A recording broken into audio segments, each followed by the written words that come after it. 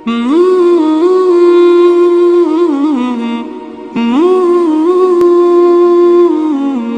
کی عنایت ہے، اللہ کا کرم ہے، ابھی بھی لوگ ایسے بہت ہیں جو جاننا چاہتے ہیں کہ قرآن پاک میں کیا ہے۔ آپ اور ہم تو اللہ کی عنایت سے مسلمان ہیں، ہم تو پڑھنا ہی چاہتے ہیں کہ قرآن میں کیا ہے۔ کچھ ایسے لوگ جو غیر مسلم ہیں، مسلمان نہیں ہیں، وہ بھی جاننا چاہتے ہیں یا جاننے کی کوشش کرتے ہیں کہ قرآن میں کیا ہے، اس لیے کہ خدا کی کتاب کا ایک نام ہے، ایک دبدبہ ہے، ایک روب ہے، ایک نور ہے۔ اس لیے اللہ تعالیٰ یہ شوق سب کو نصیب فرمائے۔ لیکن اکابر یہ بھی فرماتے ہیں، میں اپنے عجم کی بات کر رہا ہوں، قرآن پاک عجمی زبان میں ہے یا عربی میں؟ اس لیے آپ اور ہم محتاج ہوں گے مترجم کے، ترجمے کے، جو ترجمہ لکھے۔ ظاہر بات ہے قرآن پاک عربی میں نازل ہوا ہے، اور آپ کی اور ہماری زبان مادری یا قومی اردو ہے، عربی نہیں ہے۔ اس لیے آپ اور ہم محتاج ہوں گے ترجمے کے، مترجم کے، کہ ہم ترجمے کے واسطے یا مترجم کے ذریعے سے قرآن پاک کو سمجھیں گے کہ قرآن پاک میں اللہ ذوالجلال والاکرام کیا ارشاد فرماتے ہیں۔ اس لیے آپ اور ہم جب کوئی ترجمہ اٹھائیں گے پڑھنے کے لیے، تو پہلا سبق ہے علماء حق کا یہ کہ یہ میں نے بھی دیکھنا ہے اور آپ نے بھی دیکھنا ہے کہ مترجم کون ہے۔ مترجم کہتے ہیں ترجمہ کرنے والے۔ بعض حضرات اس کو شد کے ساتھ پڑھ دیتے ہیں، وہ غلط ہو جاتا ہے۔ مترجم اس کو کہتے ہیں جس کو اللہ تعالیٰ معاف فرمائے پتھر مارا گیا ہو، اس لیے ہلکا سا بغیر شد کے مترجم۔ اس لیے آپ اور ہم نے تو ترجمہ پڑھنا ہے، اس لیے اکابر نے فرمایا کہ قرآن پاک کا ترجمہ پڑھنے سے پہلے ذرا یہ دیکھیں کہ مترجم کون ہے۔ پہلا درجہ، پہلی سیڑھی یہ ہے کہ آپ اور ہم مترجم جانیں مترجم کون ہے۔ اس کی وجہ یہ ہوتی ہے جو شخص کوئی کتاب اصل زبان میں لکھے یا اس کا ترجمہ لکھے،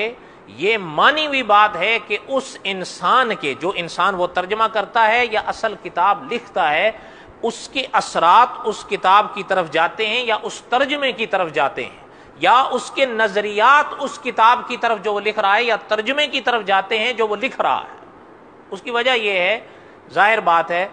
اب میرا ایک ذہن ہے اور میرا جو ذہن بنا ہوا ہے، میں جو ترجمہ کروں گا یا جو کتاب لکھوں گا تو میں اپنا ہی ذہن تو آپ کے آگے منتقل کرنے کی کوشش کروں گا۔ اور ایک بات یہ بھی ہے کہ جس انسان کی کتاب پڑھو، اس انسان کے کچھ نہ کچھ اثرات پڑھنے والے کی طرف منتقل ہوتے ہیں، ذہن کے لحاظ سے کہیں یا عادت کے لحاظ سے کہیں۔ قاری عبداللہ عابد صاحب رحمۃ اللہ علیہ جب ایک دفعہ یہاں تشریف لائے تھے تو انہوں نے ایک بات ارشاد فرمائی تھی، تقریباً یہ 21 سال پرانی بات ہے۔ حضرت نے فرمایا تھا کہ ایک دفعہ حضرت رائے پوری رحمۃ اللہ علیہ، مجھے بتا دینا، ہاں میں شروع ہو جاؤں گا تو مجھے پتہ نہیں چلے گا۔ حضرت رائے پوری رحمۃ اللہ علیہ کی ایک دفعہ حضرت نے فرمایا کہ ہم ان کی خدمت کر رہے تھے، قاری عبداللہ عابد صاحب فرمایا خدمت کرتے کرتے مجھ سے فرمانے لگے کہ عبدالحی رحمہ اللہ، اس وقت دونوں حضرات حیات تھے، اب دونوں حضرات یہاں سے چلے گئے۔ فرمایا مجھ سے حضرت رائے پوری رحمۃ اللہ علیہ نے فرمایا کہ دو باتیں فرمائیں وصیحت اور نصیحت کے طور پر۔ ان میں سے ایک بات یہ فرمائی، ایک صاحب کا ذکر فرما کر، میں نام نہیں لیتا ان کا، کہ ان کی کتابیں مت پڑھا کرو۔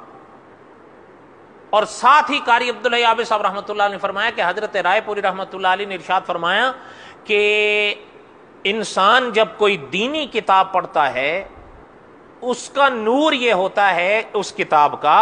کہ پڑھنے والے کے دل میں اللہ ذوالجلال والاکرام اور اللہ کے رسول صلی اللہ علیہ وسلم کی عظمت پیدا ہوتی ہے، بیٹھتی ہے۔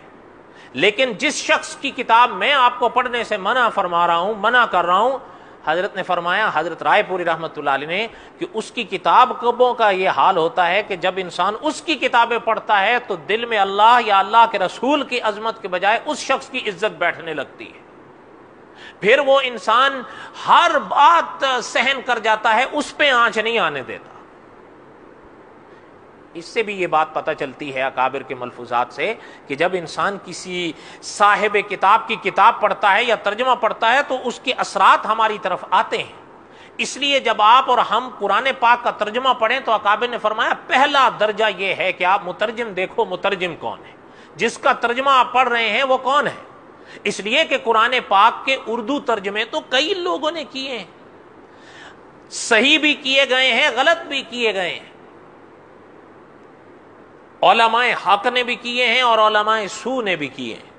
حتیٰ کہ قرآن پاک کا ترجمہ تو آپ کو جو ہے وہ قائدیانیوں کا بھی مل جائے گا۔ میں آپ سے پوچھتا ہوں، جو قرآن پاک کا ترجمہ قائدیانیت کرے گی وہ عقیدہ ختم نبوت کے مطابق ہوگا؟ ظاہر ہے نہیں، بلکہ قائدیانیت نے تو کھل کے لکھا ہے کہ سورہ صف میں جہاں حضرت عیسیٰ علیہ الصلاۃ والسلام نے آقا صلی اللہ علیہ وسلم کے آنے کی بشارت دی تھی، کھل کے قادیانیت نے لکھا ہے کہ اس پاک آیت میں جو احمد کا لفظ ہے اس سے مراد غلام احمد ہے۔ اس پر میں ابھی بات نہیں کر رہا، میرے کہنے کا مقصد یہ ہے کہ جو اس طرح کے لوگ ہوں گے، غلط عقائد و نظریات رکھنے والے، وہ اپنے ترجموں کے ذریعے یا اپنی باتوں کے ذریعے پھر یہ غلط باتیں ہماری طرف منتقل کریں گے۔ اس لیے سب سے پہلے آپ نے اور ہم نے دیکھنا ہے کہ آپ اور ہم جو قرآن پاک کا ترجمہ یا تفسیر پڑھنے جا رہے ہیں وہ کس کی لکھی ہوئی ہے۔ یا الہی و